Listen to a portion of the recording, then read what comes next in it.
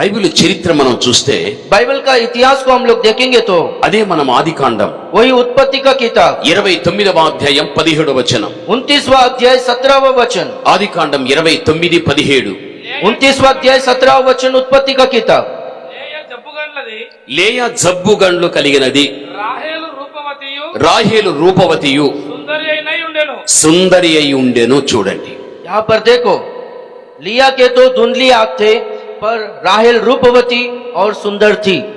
ఇక్కడ లాబాను యొక్క ఇద్దరు కూతుర్లు కనిపిస్తున్నారు यहाँ पर लाबान के दो बेटियां दिखती है हमको। ఒక కూతురేమో లేయా एक बेटी लिया है, రెండవదేమో రాహేలు दूसरी राहेल है। అయితే ఇక్కడ లేయా జబ్బు కండ్లు కలిగింది यहाँ पर लिया जो है धुंधली आंख से थी। జబ్బు కండ్లు అంటే మెల్ల కన్ను धुंधली आंख यानी काना कानापन। వాళ్ళని చూసినట్లే ఉంటారు వాళ్ళు చూడరు हम लोग को देखने जैसे ही लगता है पर अपने को नहीं देखते वो लोग। అటువంటి జబ్బు కండ్లు కలిగింది वैसा बीमार आंखों को वैसा धुंधले आंखों को वो रखी है। రాహేలు ఎటువంటిది అంటే राहेल कैसी है बोलो तो చాలా అందమైంది वो बहुत रूपवती है। ఇప్పుడు యాకోబు ఎవరు కావాలని కోరుకున్నాడు तो याकूब किसे मोशे। चाहता है? మోషే యాకోబుకు వాళ్ళిద్దరు ఎవరు కావాలి याकूब को दोनों में किसे चाहता है? సుందరమైన అందమైన రాహేలు కావాలని 7 ఏళ్లు పనిచేశాడు रूपवती और सुंदर जो राहेल है उसके लिए 7 साल काम किया। 7 సంవత్సరాలు పనిచేశాడంటే కష్టం ఉంటుందా ఉండదా పాస్టర్ గారు 7 साल काम किया बोलो तो उसमें मेहनत रहेगा कि नहीं? एक बार बोलो। రాత్రి పగలు పగలు రాత్రి కష్టపడి కష్టపడి ఆ సుందరవతి కావాలి అది అందమైన ఆ రాహేలు కావాలని చేశాడు दिन और रात काम कर करके वो रूपवती वो सुंदर स्त्री चाहिए करके वो मेहनत करते रहा। లాస్ట్ కు యాకోబుకి ఎవరు దొరికారు आखिरी में याकूब को कौन मिला? జబ్బు కలిగిన లేయా దొరికింది वो जो धुंधली आंखें से थी वो लिया मिली। యేసయ్య పరలోకాన్ని వదిలి यीशु मसीह स्वर्ग को छोड़कर దైవత్వాన్ని వదిలి वो दैविकता को छोड़कर మన వంటి దీన శరీరాన్ని ధరించుకొని हमारे जैसा दीन देह को धारण कर లోకానికి వచ్చి ये संसार में आकर ఆయన కష్టపడి वो मेहनत कर प्रयास कर శ్రమపడి वो प्रयास कर ప్రాణం పెట్టిన తర్వాత वो अपना जान देने के बाद ఆయనకు దొరికింది జబ్బు కండ్లు కలిగిన లేయా దొరికింది उनको क्या मिला बोला तो धुंधली आंख जैसा लीहा के तरह लोग मिले। స్త్రీ అనేది సంఘానికి పోల్చవచ్చు स्त्री जो है कलीसिया का सादृश है। అయితే ఇక్కడ లేయా అనే స్త్రీ సంఘానికి పోల్చబడ్డది यहाँ पर लिया जो स्त्री है ये कलीसिया से तुलना किया गया है। చరిత్ర ప్రకారంగా इतिहास के अनुसार 7 ఏళ్లు కష్టపడితే 7 साल मेहनत करने के बाद రూపవతి కోసము रूपवती के लिए అయితే ఆ శ్రమకు తగిన రీతిగా అది దొరకలేదు కానీ లేయా దొరికింది ये मेहनत का ये प्रयास का बदले में उनको रूपवती नहीं मिली पर है ना लिया मिली उनको। లోకానికి వచ్చి అంత కష్టపడి ప్రాణాన్ని పెడితే రూపవతి అయిన సంఘం ఆయనకు దొరకాల్సింది బదులు ఆయనకి జబ్బు కండు కలిగిన సంఘం దొరికింది ये संसार में आके वो प्रयास कर अपना जान दिया तो एक सुंदर कलीसिया के लिए पर है ना एक सुंदर कलीसिया नहीं मिला पर है ना लिया के तरह एक धुंधली आंख जैसी स्त्री मिली। ప్రపంచంలో ఉండే సంఘాలు చూడండి ये दुनिया में कलीसियाओं को देखो అన్ని సంఘాలు జబ్బు కలిగిన సంఘాలే सब कलीसियाओं में देखें तो धुंधले आंख जैसे लोग ही है। మెల్ల కన్ను కలిగిన సంఘాలే सब कानिया लोग ही है सब लोग। అసలు రూపమే లేదు वो रूप ही नहीं है उनमें, సౌందర్యమే లేదు वो सुंदरता ही नहीं है। అలాంటి వికారమైన సంఘాలు కనిపించాయి वैसा जो बेरूप कलीसिया को हम लोग देखते हैं। దేవుడు ఎంత బాధపడుతున్నాడు परमेश्वर कितना दुखी हो रहा है। సంఘాల్లో ఉన్న వ్యక్తులను చూస్తే कलीसिया में व्यक्तियों को देखेंगे तो సంఘ వ్యవస్థలో ఒక్కొక్కరి జీవితాన్ని గమనిస్తే कलीसिया का व्यवस्था में एक को देखेंगे तो దేవునికి బాధ కలిగించే ప్రవర్తన परमेश्वर को दुखी करने वाला वो स्वभाव, దేవునికి ఎంతో దుఃఖాన్ని కలిగించే ప్రవర్తన परमेश्वर को कितना दुखी करने वाला वो बर्ताव। సంఘాలు ఐక్యత లేదు कलीसिया में एकता नहीं है, ప్రేమ లేదు प्रेम नहीं है, సమాధానము లేదు शांति नहीं है।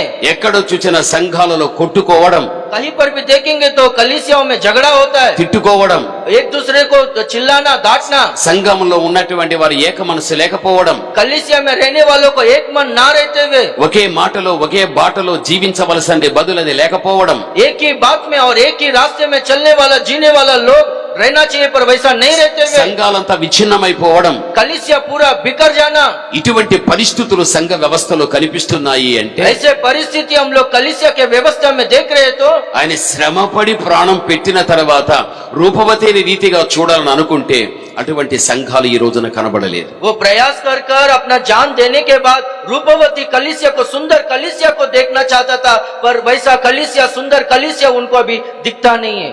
ప్రభునందు ప్రియమైన వారలారా, प्रभु में प्रिय लोगों, మెల్ల కన్ను కలిగింది మన చూచినట్టుగానే ఉంటుంది కానీ చూడదు, ప్రక్కన చూస్తూ ఉంటుంది. जो काना आके अपने को देखने जैसा ही लगता है पर अपने को नहीं देखता, वो बाजू में देखता है। సంఘాలంతా కూడా ఈ రోజున యేసుక్రీస్తు ప్రభు పేరు పెట్టుకుని యేసుక్రీస్తు సంఘం అని చెప్పుకుంటున్నారే కానీ యేసును చూచినట్లుగానే ఉంటారు కానీ చూడరు. భక్తి ఉన్నట్టుగానే ఉంటారు, భక్తి ఉండదు.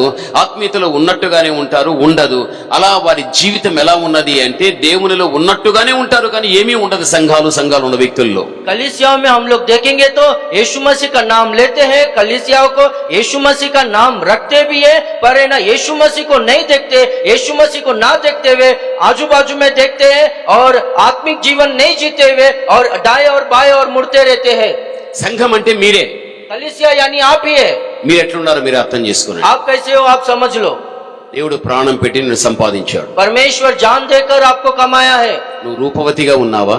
आप रूपवती हो లేకపోతే నువ్వు జబ్బు కండ్లిగిన లేయా లాంటి వ్యక్తిగా ఉన్నావా? या फिर धुंधली आंखें जैसे लीहा के तरह आप हो? నువ్వే ఆలోచించుకో. आप ही आपके बारे में सोचो। అయితే ఇక్కడ యాకోబు అంటున్నాడు లాబానుతో, यहाँ पर याकूब है ना लाबान से कहता है, అరే ఇంత కష్టపడితే నీవు ఇచ్చింది నాకు ఇటువంటి దాన్ని, నేను కోరుకున్నది ఒకటైతే నేను కోరుకున్న దాన్ని నువ్వు నాకు ఇవ్వగలిగావని బాధపడిపోయాడు. अरे मैं इतना प्रयास किया तो मुझको ऐसा स्त्री को दिया, मैं किसके लिए मेहनत किया और तूने मुझको कैसा दिया, कौन सा स्त्री को दिया, कैसे बेटी को दिया करके कहता है और दुखी होता है। లాబాను అంటున్నాడు, लाबान कहता है సరే ఇంకేడేళ్ళు నువ్వు పని చేయి, ठीक है और 7 साल काम कर, నువ్వు కోరుకున్న రూపవతి నీకు ఇస్తాను. तू जिसे चाहता है वो रूपवती को मैं तुझे देता हूँ। మళ్ళీ 7 సంవత్సరాలు యాకోబు శ్రమ పడ్డాడు. फिर से 7 साल याकूब प्रयास किया। ఆ శ్రమ ఎందుకు అంటే वो प्रयास काहे के लिए बोला? రూపవతి అయిన రాహేలును పొందుకోవటానికి, रूपवती राहेल को पाने के लिए, ఆమెను తన సొంతం చేసుకోవటానికి, उसको अपना खुद का बनाने के लिए। తాను కోరుకోదగినటువంటి దాన్ని తన సొంతం చేసుకుంటే తన సంతోషం ఎంత సంపూర్ణమవుతుంది. वो चाहने वाला वो स्त्री को अपना खुद का बना लिया तो उनका संतोष, उनका आनंद कितना परिपूर्ण होगा। అది చరిత్ర. वो इतिहास है। అయితే ఇప్పుడు యేసుక్రీస్తు ప్రభువు కూడా तो फिर अभी यीशु मसीह भी అటువంటి రూపవతి అయినటువంటి సౌందర్యం కలిగినటువంటి రీతిగా సంఘం కావాలి అని ఈ రోజు వరకు కూడా ఆయన మన నిమిత్తం విజ్ఞాపన చేస్తూ శ్రమ పడుతూనే ఉన్నాడు. अभी तक वैसा रूपवती और सुंदर कलीसिया के लिए यीशु मसीह अभी तक प्रयास कर रहा है, हमारे लिए वो विनती कर ही रहा है। ఆత్మీయతలో సౌందర్యం, आत्मिकता में सुंदरता, భక్తి విషయంలో సుందరవంతమైన జీవితం, भक्ति के विषय में सौंदर्य जीवन, దైవత్వానికి సంబంధించిన గుణములే ఒక అలంకారంగా నువ్వు ధరించుకుని జీవించవలసిన విధానం, दैविकता में एक अच्छा गुण जैसा अपने आप को अलंकृत करने का वो जीवन, ఇంకా దేవుడు కోరుకున్నట్టుగా ప్రపంచవ్యాప్తంగా స్థాపించబడిన సంఘాలన్నిటినీ కూడా ఈ రోజున ఆయన సౌందర్యం కలిగిన సంఘాలుగా చూడాలని ఎదురు చూస్తూ ఉంటున్నాడు. ये पूरा संसार में जितने भी सारे कलीसिया है वो सारे कलीसियाओं में सुंदरता देखना चाहिए करके वो प्रयास करते हुए इंतजार कर रहा है। యాకోబు చరిత్ర ప్రకారంగా 7 ఏళ్లు కష్టపడుతూ ఉన్నాడు ఆ సుందరి కోసం. याकूब है ना वो सुंदरी के लिए 7 साल वो मेहनत कर रहा है, प्रयास कर रहा था। ఈ రోజున మన దేవుడు కూడా, आज का दिन हमारा परमेश्वर भी, ఆయన కూడా ఈ రోజు వరకు కూడా ఆయన ఎదురు చూస్తూనే ఉన్నాడు. आज तक वो इंतजार कर ही रहा है। తప్పనిసరిగా निश्चय रीति से ఆత్మ సంబంధమైన సౌందర్యాన్ని కలిగినటువంటి సంఘంగా వ్యక్తిగా నీవు కావాలి అని, आत्मिक रीति से सुंदरता को रखकर वैसा सौंदर्य जीवन को आप लोग जीना चाहिए। ఆ విధంగా తయారయ్యాయి అనుకో సంఘాలు. उस तरह से अगर कलीसिया तैयार हुआ समझो, పెళ్లి కుమారుడైన యేసుక్రీస్తు వెంటనే దిగొచ్చేస్తాడు. दूल्हा यीशु मसीह तुरंत उतर आएगा। ఇది రూపవతిగా మారిపోయాది. ये रूपवती बन गई है। ఇది ఆత్మీయ సౌందర్యం కలిగిన సంఘం. ये आत्मिक सुंदर कलीसिया है। ఇది నా పెళ్లి కుమార్తె, ये मेरी दुल्हन है। ఇది నా పెళ్లి భార్య. ये मेरी दुल्हन है। నేను ఎదురు చూచిన రీతిగా నేను కోరుకోవలసిన సౌందర్యం ఉందని ఆయన వచ్చి మనల్ని తీసుకుని ఆయన ఆత్మీయ పరిణయం మాడి పరలోకమనే ఇంటికి తీసుకెళ్లిపోతాడు. वो जिस तरह से इंतजार कर रहा था वो चाहने वाला वो कलीसिया जब बन जाएगा, वो सुंदरता आएगा तो यीशु मसीह आएगा और हम सबको लेकर जाएगा। ప్రభునందు ప్రియమైనటువంటి వారలారా, प्रभु में प्रिय लोगों, దేవునికి ఇంకా మన మీద ఏముంది అంటే परमेश्वर को और अपने ऊपर क्या है बोलो ఇంకా तो మన విషయంలో పిచ్చి ప్రేమ ఉంది. हमारे और पागल के जैसा प्यार है हमारे और। ప్రాణం పెట్టి సంపాదించిన సంఘాలు ఈ రోజున ఆ జబ్బు కండ్లి కలిగిన లేయలాగానే ఉంటున్నాయి. वो जान देकर कमाए हुआ कलीसिया वो धुंधले आग जैसा लिया के तरह हम लोग देखते हैं कलीसियाओं को। అటువంటివి నాకు వద్దు అని वैसा कलीसिया मुझको नहीं चाहिए ఇంకా करके దేవుడు ఒక సౌందర్యమైన సంఘంగా కావాలని ఈ రోజు వరకు దేవుడు ఎదురు చూస్తూ ఉన్నాడు. वैसा कलीसिया नहीं चाहिए करके अब तक इंतजार करते हुए एक सुंदर कलीसिया के लिए अभी तक देख रहा है, बाट जो रहा है, इंतजार कर रहा है। దేవుడు కోరుకుని దేవుడు ఆశించేది మన విషయంలో ఏదైతే ఉన్నదో అది మన జీవితంలో జరిగేటట్టుగా మనం ప్రయత్నించేవారు ఉండాలి. परमेश्वर जो चाहता है हमारे और जो आशा रखता है वो हमारे जीवन में पूरा होना चाहिए करके हम लोग अपने आप को तैयार करना चाहिए। అప్పుడే దేవుడు ఏం చేస్తాడు అంటే तब परमेश्वर क्या करेगा बोलो तो దేవుడు మనల్ని ఇష్టపడగలుగుతాడు. परमेश्वर हमें पसंद करेगा।